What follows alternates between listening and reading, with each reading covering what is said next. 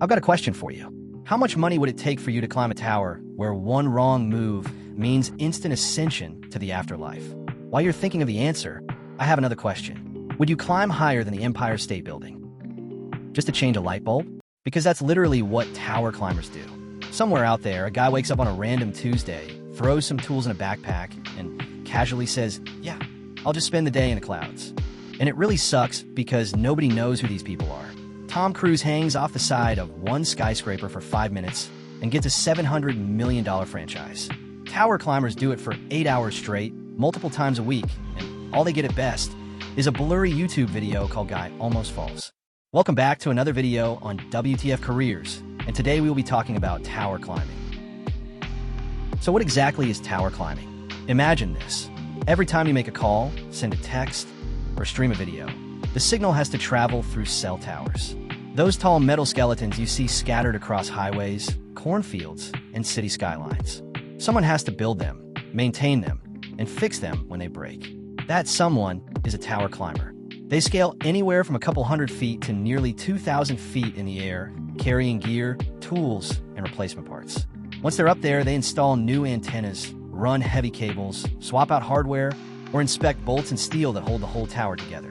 Sometimes it is scheduled maintenance. Other times it is an emergency repair because a storm knocks something out. And it is not just cell towers.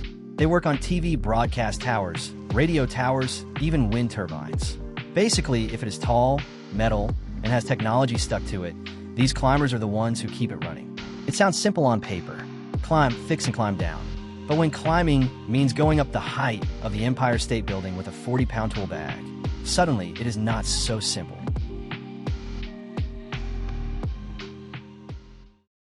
At this point, you're probably thinking, why would anyone willingly put their lives at such risk? And if you think about it for even a second, the answer becomes painfully obvious. Money. Here we go. Money, money, making crap for money. Tower climbers can make serious bank. If you stick with it, climb long enough, fight through the vertigo, avoid lightning strikes, and manage not to yeet yourself off the tower, you can cross into six-figure territory. We're talking six figures, easy. Some of the top guys out there are pulling $120,000 or more a year just for climbing towers and swapping out gear. That's a new truck in the driveway, vacation in Bali, down payment on a house, and so on. And here's the thing. You don't need a PhD or some Wall Street internship to get there. Just guts, balance, and a willingness to dangle in the clouds while your friends are stuck in cubicles. It's one of those rare jobs where the crazier it looks, the fatter the paycheck. Every rung up that ladder is basically another stack of bills. By the time you're 1,800 feet in the air, you're not just fixing a light bulb, you're printing cash in altitude where planes are flying by. And while office workers are fighting over stale donuts in the break room, you're literally breathing thinner air, earning hazard pay most people can't even dream of. And unlike some boring corporate gig, this isn't waiting 10 years for a promotion. You climb, you get paid. Straight up. Some veterans say a single big project can net them more in a month than most office workers make in half a year. Imagine finishing a week of work and realizing your paycheck covers an entire year's worth of rent. That's the level we're talking about. So yeah, the pay isn't just decent. It's absurd compared to the number of times they have to work in a year. It's the kind of paycheck that can make you go, damn, maybe heights aren't that scary. And that's the magic of it. The more dangerous, the more insane, the more the money starts to look like it's worth it. It's the ultimate gamble. Trade your fear of heights for a lifestyle most people never touch. A day in the life of a tower climber starts like everyone else's. Your alarm goes off, maybe you hit snooze, maybe you don't. Coffee. Commute. Curse at traffic. But of course, there is the little difference that you have to climb 500 feet in the air. If you're an accountant, your day ends at a desk. If you're a tower climber, your day ends with you being sweaty, starving, and wondering if your legs are still attached. You also have the preparation. Helmet, gloves, harness, safety lines, and a gear bag that feels like carrying a toddler on your back. Once everything is strapped in, there is no secret trick or hack. You just start climbing, hand over hand, foot, over and over until you're hundreds of feet in the air. It can take 2, sometimes 3 hours just to reach the top. By the time you get there, your legs are jelly, your shirt's soaked, and you're seriously rethinking that breakfast burrito. You've burned more calories than most people do in a week, and you haven't even touched the problem yet. And here's the punchline. The problem is almost always something anticlimactic. A loose bolt, a frayed cable, a light bulb. Imagine risking your life to do the same thing your dad does in the garage with a stepladder from Home Depot. Except if dad slips, he bruises his hip. If you slip, CNN is covering your obituary with drone footage. And after all that, after the climb, after the fix, you don't get a helicopter ride down. Nah, you climb all the way back, step by step, hour after hour. By the time the day is over, half of it has been spent climbing nonstop, like turning your entire shift into one long, brutal workout you never signed up for.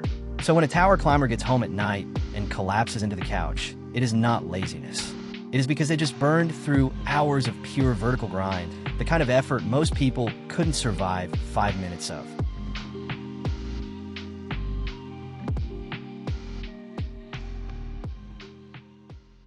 Tower climbing lives at the top of the charts when it comes to dangerous jobs, and the numbers back it up. Every single climb is a gamble where one mistake can cost your life. The most obvious danger is falling. These towers sometimes stretch thousands of feet into the air, and climbers are tethered to them with harnesses and lanyards that are only as good as the knots, clips, and bolts holding them in place. If one of those points fails, there's no recovery. A single misstep is the difference between making it home for dinner and becoming another statistic in an industry that already has too many. Electricity is another ever-present threat. These towers aren't just chunks of metal. They carry serious voltage for broadcasting and communication. A careless brush against the wrong line can result in burns, cardiac arrest, or worse. Protective gear helps, but at that height, the margin of error is razor thin, and a shock that might be survivable on the ground can be fatal when you're already clinging to a steel beam with nothing beneath you but air.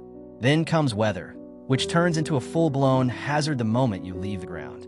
Lightning strikes are a constant fear. At that altitude, you aren't under the storm, you're inside it. Climbers have reported bolts tearing through the sky dangerously close to their perch, frying equipment in an instant and leaving them with the sobering reality that they were one step away from being the target. Wind is just as ruthless. A breeze that feels mild on the ground becomes a force to reckon with at 2,000 feet. Strong gusts can throw you off balance, whip tools from your grip, or slam you against the structure you're trying to fix. And unlike on solid ground, there's no shelter, nowhere to duck, and no corner to wait out. Even the environment itself becomes a silent enemy. The higher you go, the thinner the air. Muscles fatigue faster, concentration slips, and every mistake gets amplified. Sweat makes hands slippery, gloves wear down, bolts rust, and gear creaks under strain. It is a test not just of strength, but of endurance, awareness, and composure under pressure. For some climbers, there is an odd sense of calm in the solitude. The vast sky, the panoramic view, the silence between gusts of wind. For others, the same conditions turn into a mental breaking point, when the isolation and constant exposure to danger finally outweigh the paycheck. In the end, the risks are not theoretical. They are daily realities that tower climbers have to accept before every climb. Every climb is laced with danger, and the job offers no illusions about what is at stake. Yeah, 1,500 feet. Look at that view. We get paid for this. The bay. 1,500 feet. The job attracts a certain kind of worker. This is awesome. Someone like Jay Guilford. He was young. He was cocky. He was never scared of nothing. 911 emergency? Yes, we're working on a tower site. We just had a man fall from a 200-foot tower. We need an ambulance. Okay, I'll get him down there. It was not even a year. Jay ain't even been in it a year when the accident happened. Guilford's death wasn't an isolated case. Over the last decade, other men have been falling to their deaths. North Carolina, Arizona, Kentucky, Florida, Iowa. Since 2003, there have been nearly 100 climbers killed on radio, TV, and cell towers, a rate that is about 10 times the average for construction workers. In tower climbing, there are some possibilities nobody puts in the job description. For example, if you drop a wrench, that's not just clumsy, it is catastrophic. At that height, Gravity turns even a small screwdriver into a deadly projectile. By the time it hits the ground, it is moving fast enough to cave in a car roof or slice straight through sheet metal. Some climbers joke about their tools becoming meteorites, but nobody laughs when you realize you could have just punched a hole in someone's living room ceiling 2 towns over. You can also forget about lunch. Once you start the climb, you're committed. If you left your sandwich in the truck, well, good luck because the truck is now 1,500 feet below you. That's why climbers pack light and practical, like a jerky, trail mix, maybe a protein bar. Something you can shove in a pocket and eat while dangling in a harness. Eating up there doesn't feel like a lunch break. It feels like rationing supplies on a survival mission. Imagine chewing trail mixed with the wind howling in your ears while your feet are dangling above the clouds. That's the reality. The towers themselves aren't pristine either. They collect all kinds of stuff. Bird nests are common, and the birds don't take kindly to uninvited guests. Imagine balancing on a beam when a territorial hawk decides you're too close to its chicks. Wasps love it too. Entire hives can cling to the steel frame, hidden until you're face-to-face with a swarm that doesn't care you're hanging from a rope. Some climbers have even run into raccoons and stray cats that somehow found their way up and decided the tower was home. Then there's the tech graveyard aspect. Drones. Lots of them. Amateur drone pilots lose control, the wind carries it, and the tower becomes a giant fly trap. Climbers regularly find busted drones wedged between beams, cracked cameras staring back like dead eyes. Old antennas and forgotten equipment get left behind too, turning parts of the tower into a rusting scrapyard in the clouds. And sometimes it's just weird. Random graffiti hundreds of feet in the air, a pair of sunglasses wedged into a bolt, or even a sneaker dangling from a crossbar with no explanation. Nobody climbed all the way up just to leave that stuff, so it is a mystery how it got there. At that point, you're not just fixing stuff, you're playing janitor, animal control, and lost and found attendant for the sky. So there you have it, tower climbing, a career where every single day is a gamble. Just so strangers can binge Netflix, FaceTime their ex at midnight, or stream cat videos in 4K. The money's good, the danger is a constant, and the recognition? Almost non-existent. Most people don't even realize this job exists. When you glance at your phone and see full bars, that signal isn't free. It is basically signed in blood by someone dangling 2,000 feet above an empty field, clutching a wrench while the wind tries to peel them off the side of the tower. And here's the thing, without them, our world would look very different. Forget smooth YouTube binges. You would be staring at a frozen loading wheel, waiting forever for something as simple as a text to send. So the next time you're curled up in bed, doom scrolling at 2 a.m., just remember, somewhere a climber was up there in the cold, the rain, or the blazing sun, tightening bolts, replacing cables, and trusting his life to a rope and harness so you wouldn't have to. Respect to the tower climbers. They keep the invisible grid of our daily lives running. And most of the time, we don't even know their names. If you stuck around up to this point, comment the words pineapple juice to confuse the others. On our next episode, we are looking at something even weirder. Professional cuddlers. Yep, people who literally get paid to hold strangers in their arms. That's the next one on WTF Careers. So stick around to see why that is even a thing. I'll catch you there.